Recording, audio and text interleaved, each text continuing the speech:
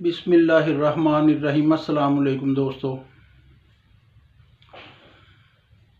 दोस्तों, सही बुखारी शरीफ की हदीस है। रिसालत माब ने फरमाया, हज़रत मूसा और हज़रत आदम अलैहिस्सलाम के दरमियान एक मुबाहिसा हुआ। हज़रत मूसा अलैहिस्सलाम ने हज़रत आदम अलैहिस्सलाम से कहा कि आपकी लग़ज़श की वजह से, आपकी गलती की वजह से आपको जन्नत से निकाल दिया गया। ये सुनकर हज़रत आदम अलैहिस्सलाम ने हज़रत मूसा अलैहिस्सलाम से फरमाया, ए मूसा,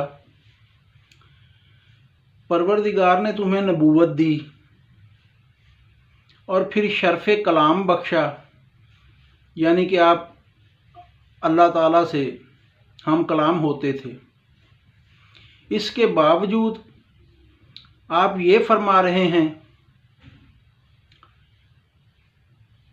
उस बात पे मुझे सरजनश कर रहे हैं या तनबीह फरमा रहे हैं कि जो मेरे पैदा होने से पहले ही मुकद्दर कर दिया गया। इस पर हज़रत मूसा अलैहिस्सलाम खामोश हो गए। ये आखिरी अल्फाज हैं हदीस पाक के, मफ़हूम अर्ज़ कर रहा हूँ आखिरी अल्फाज का। जो ये अल्फाज रिसालत माब ने 2 मरतबा फरमाए आखिर में, हदीस के आखिर में, कि ये बात सुन के हज़रत आदम अलैहिस्सलाम की हज़रत मूसा अलैहिस्सलाम दूसरे लफ्ज़ों में ज़ेर हो गए। मकसद ये था कि इस हदीस मुबारका से आपने मौत के फ़लसफ़ा को क्या समझा। तरतीब के लिहाज से 1,24,000 कमो बेश पैगम्बरान या रसूल, उनमें से आखिरी 3 रसूल हैं जिनमें हज़रत मूसा अलैहिस्सलाम का शुमार होता है। सबसे आखिरी रिसालत माब सल्लल्लाहु अलैहि वसल्लम, उनसे पहले हज़रत ईसा और हज़रत ईसा से पहले हज़रत मूसा, यानी आखिरी 3 पैगम्बरान में हज़रत मूसा का शुमार होता है और हज़रत आदम अलैहिस्सलाम का अवाइल में है।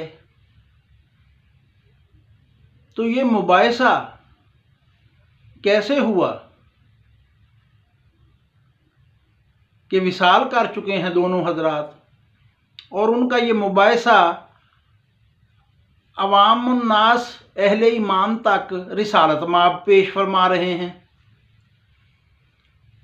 तो क्या है मौत का फिर फ़लसफ़ा, कि वही जायके वाली बात, अंबिया ने भी जायका चख लिया और अब उसी हालत ज़िंदगी में हैं जिसमें एक दूसरे से मुबाहिसा भी कर लेते हैं, बातचीत भी कर लेते हैं।